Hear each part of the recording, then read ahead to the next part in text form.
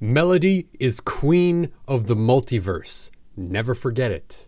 In this video, we're talking about all things melody and how melody is the thing that tells a story of multiple tones through time. If you listen closely to the music of your favorite artists or the best music of all time, you'll quickly notice that all of production serves the melody. All right, even if you're talking progressive music, all sorts of different kind of crazy experimental music, usually the sum of all the parts that are happening are serving the melody, and is the melody that we remember. It's the melody that tells the story and weaves together the interpretation of everything else in your music. So if you're stoked to talk about melody and start to understand it at a fundamental foundational level and start expressing yourself through this amazing tool, then let's get it. All right, we're back to the hands. We got push 2. We got a grand piano sound. We're in C major.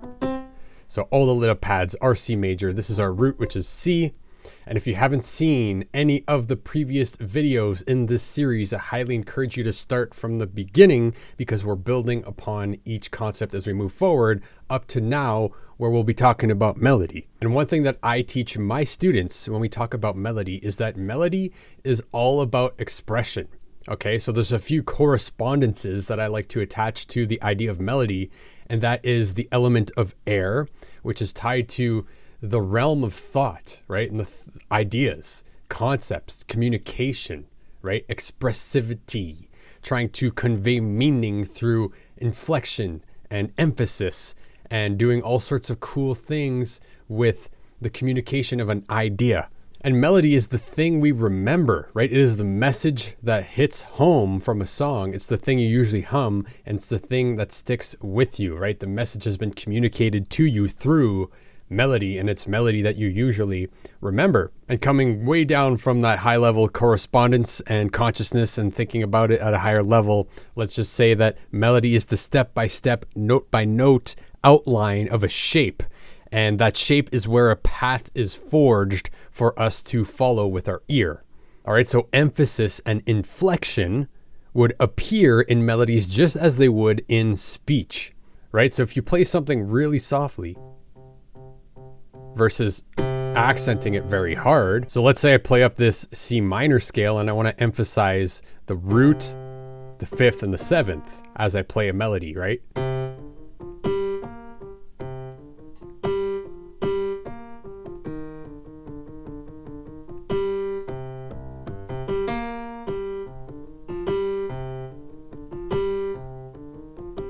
If you really think about it, when we're speaking and we get excited, our pitch typically goes up and we speak quicker because we're excited about this crazy thing that we want to communicate, right? And that's a specific form of communication, versus if you slow it down and you really want to emphasize an idea with punctuation between every word. Those devices that we would find in speech work equally as well in melody. All right, they're totally a parallel, just like what we covered in the first video of this series. I totally see music and language being very much the same thing. Music is a language, right? So depending how far of a leap we have between notes, it will really give a different feel. So if there's a large jump between notes, usually that creates a big space that wants to be resolved, versus something that is more close is a little bit more smooth and subtle, right? So think large jumps in notes for large and epic, and less large, smaller jumps in notes for something more smooth and gentle. So for example, Somewhere Over the Rainbow, it's a jump of an octave, which is quite rare to see in a melody, but it's like, right? It has a lot of pull, right away, down, pulls you way up. Compare that to something like Happy Birthday, where the leap in note distance becomes greater as the tune progresses, and you can really sense that epicness as the tune goes forward. So it starts out pretty small jump, and then a little bit higher, and then we go, and then we jump way up for that third phrase, right?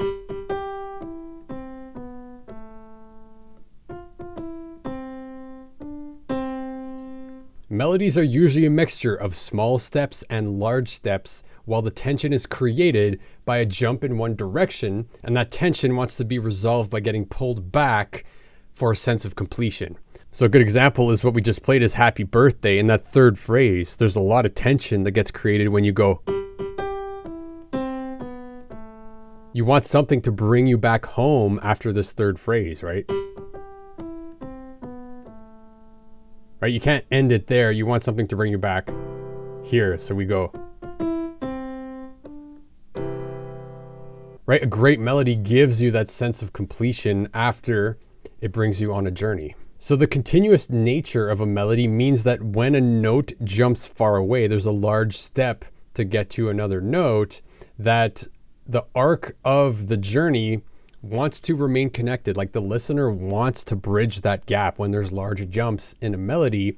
And we can achieve that with a lot of cool things such as rhythmic interplay or repetition or jumping up a note to land down right away. There's a lot of cool tricks you can do, right? So if you have a jump from like a root to a minor 7, you might want to play around with resolving that right away to smooth out that big leap, right?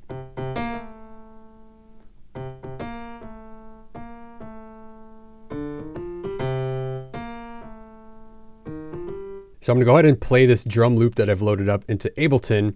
And don't worry, we're going to dive deep into all things rhythm in the next video in this series. But for now, I just want to show you that expressivity in melody comes through the tension of release of the notes found in any given scale, along with the rhythmic placement of those notes. And a lot of rhythmic placement comes from the idea of landing on a strong or a weak beat, and that can strengthen or diminish the effect of a specific note in your melody. So for example, if I play this drum beat and we're thinking C minor,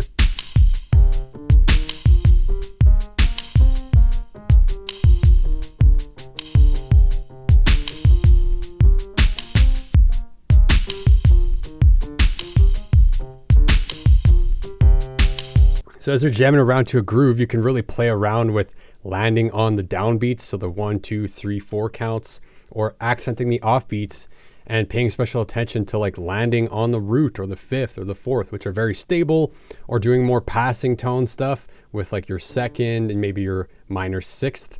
And if you're playing like in Dorian or something, then this major 6th and this minor 3rd can be very colorful.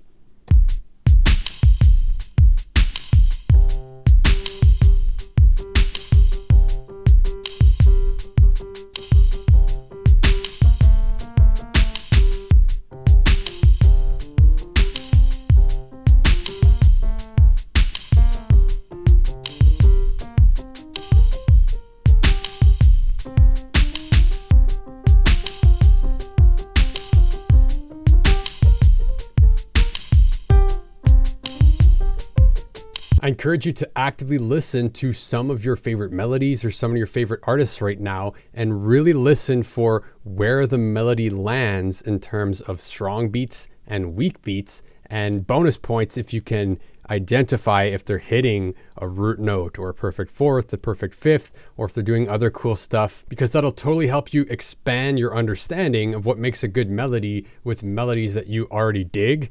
It's a super useful exercise. Silence, also known as rests, are also very important for a great melody. It allows time for breath, for reflection, for conversation and interaction with the music and the melody, to kind of have like a call and response thing if you have special attention to some space. This also creates some tension, some suspension, some anticipation for the next event from the listener. And don't forget that specific embellishments and expressions are super cool inside melodies too, especially if you're playing like a lead line or solo. So stuff like trills or bends.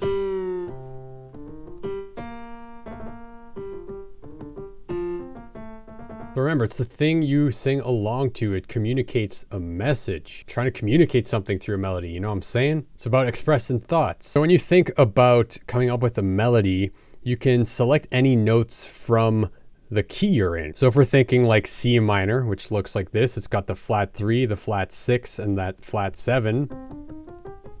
If we're thinking in C minor, then we can pick any of those notes to play a melody from, and it will sound good. However, there's a special tension of what note you play on top of a chord, right? So maybe we have a progression that's a 1, 4, 5, 1.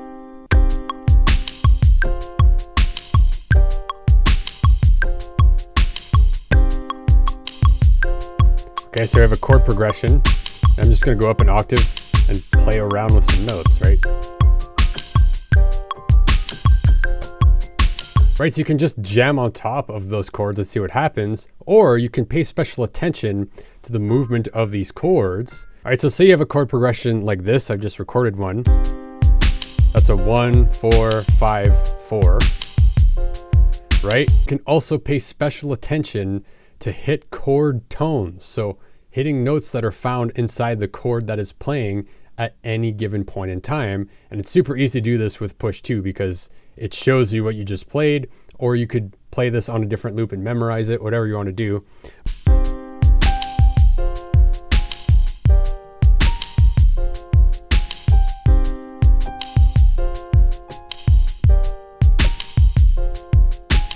So always keep in mind, these are all just general guidelines. There's no rules in music, so feel free to make up any kind of melody you want. However, I encourage you to play around with hitting chord tones and avoiding chord tones at specific moments in your melody to really play with the tension and release that you feel when you try doing that and going from there. Because there's always a special tension that happens depending what note you're hitting over what chord. Right? And depending what note you land on, it might lend itself to more tension, or it might give your listener more closure, depending what effect and what story you want to tell. So I encourage you, come up with some chord progressions on a drum loop or drum beat you came up with and practice playing melodies, record the whole thing and see what comes out, see what feels good to you, and start identifying, well, what intervals am I hitting?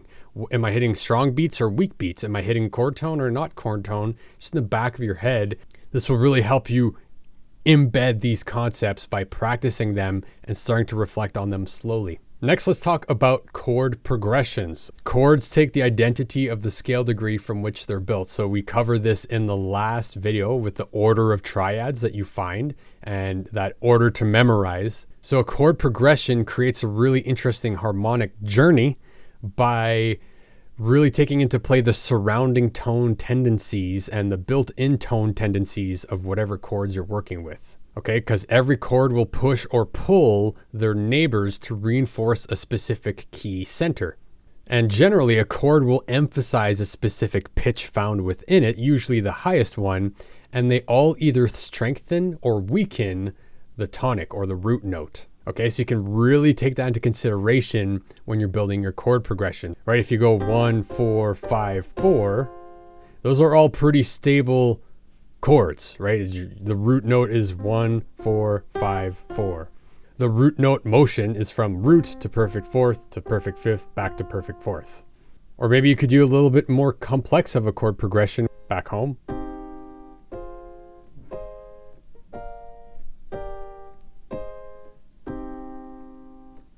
Notice how that creates a different set of tensions. So always keep in mind that the strongest motion that a root can have is of a perfect fifth, or moving downwards, interval of a perfect fourth. Because either direction you move, that chord will share two of the same notes as your root position chord. So for example, let's say this is our one chord. This is our C minor in a key of C minor. For example, the most strong motion we can have is moving up a fifth.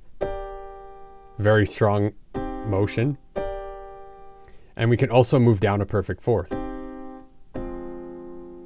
Keep in mind that other triads can substitute for these three basic functions without sacrificing the overall meaning of this progression. All right, so chord 1, which is our first triad, the first diatonic triad in C minor in this example, and the third diatonic triad, so 1, 2, 3, and this is a major chord. Notice how this chord shares these two notes with this chord.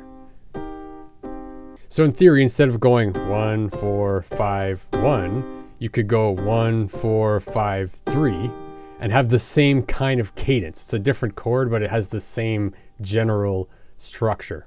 All right, so for example, let's move back over to C major to keep it simple. And we have our 1, 4, 5, 1. Okay, same cadence, just in a major key. And the cool thing is that you can swap out different triads to serve the same function. So for example, this is our C major triad, the 1, right? The first diatonic triad that we'll find in C major. However, if we move up to chord 3, right? So 1, 2, 3, and build a triad off here, we have our minor triad, right? Our E minor, right? So you'll notice that this chord, the E minor, shares 2 notes with C major.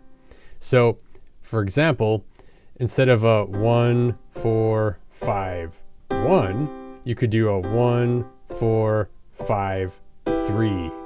And it'll fulfill the same function even though you're playing a slightly different chord as your home bass. You can do substitutions like that. The same is true with our 2 and 4 chords. So if we take our C major, right, and build a triad off the second degree, 1, 2, well, here's our D minor, right? And this chord shares 2 of the same tones with our 4 chords. So 1, 2, 3, 4. Notice how these chords are very similar, D minor and F major. They share 2 notes. You could, in theory, substitute this D minor in your 1, 4, 5, 1.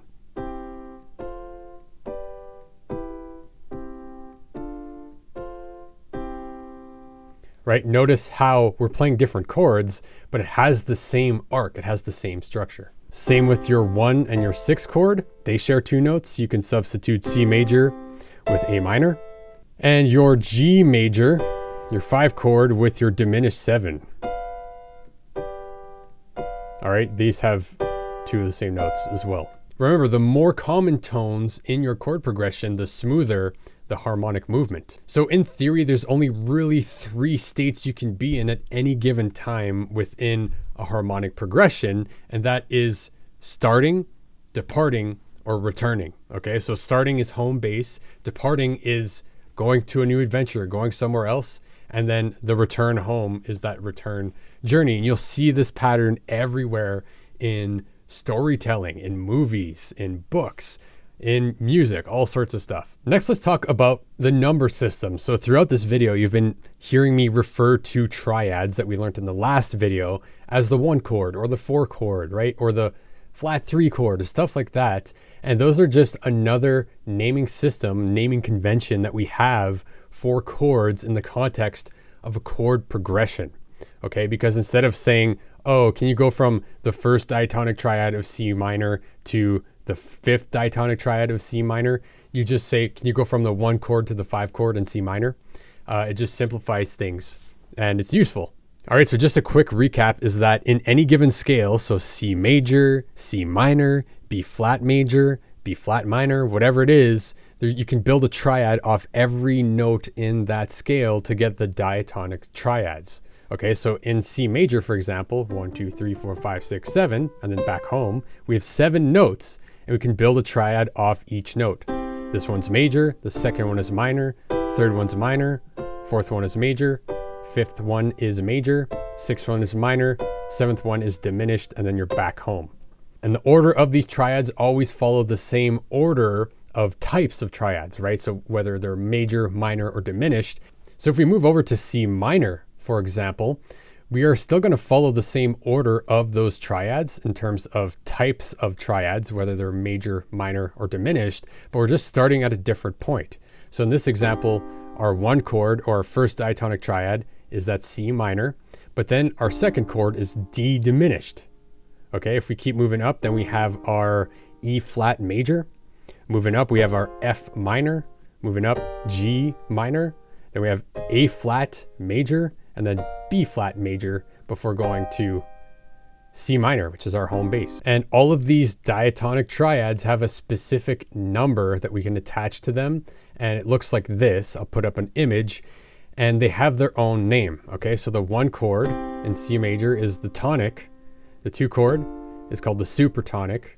The 3rd chord is the mediant. The 4 chord is the subdominant. The 5 chord is the dominant. The 6 chord is the submediant.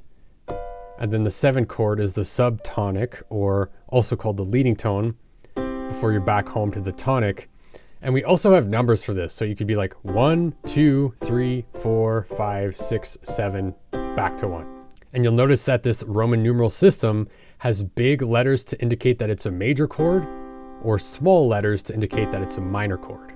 It just makes it easier to remember. All right, and each of these chord types has a specific relationship to the tonic.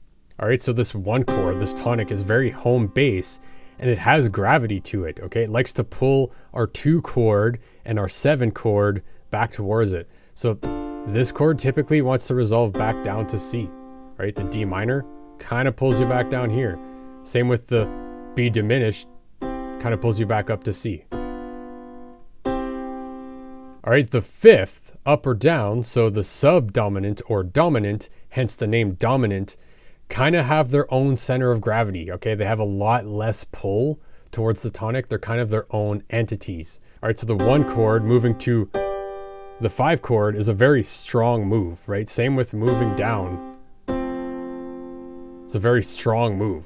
All right, so if we look at this tonic chord versus the 5 chord, the only note they share is this G, right? And these other 2 intervals in the 5 chord, right? And these 2 intervals are like the 2 chords we just looked at previously. They strongly want to resolve back to home bass here, but this chord only shares this 1 note with home bass, versus if we move down the 5th, which is also the perfect 4th, this chord actually has the root note within it. So moving down a 5th or a perfect 4th is less strong of a gravity than this 5th compared to the 1.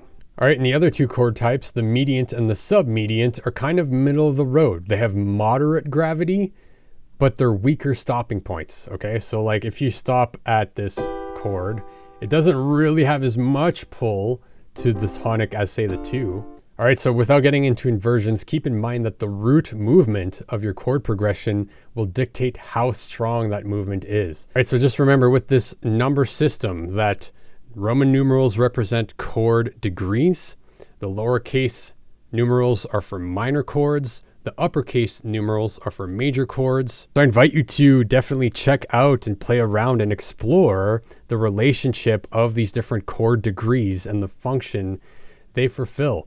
Because as you use more degrees, you'll start to see how those chords function over time. Right? There's a certain kind of sound going from a 2 to a 5, or a certain kind of yearning that a 4 can have. And then from here, even if you practice all this in C major and A minor, you can take what you learned in those keys and apply it to every other key. And it's all about noticing patterns, and more importantly, identifying the patterns that resonate with you, because you'll start to learn what chord progressions you like, what chord voicings make sense to you, and really discover your own unique way of doing this. And in the next video, we're going to talk about the king of the multiverse. We're going to talk about rhythm, one of my favorite things to talk about in music theory. So definitely don't miss the next video by clicking up there, and I'll see you in that one where we can start talking about the rhythms.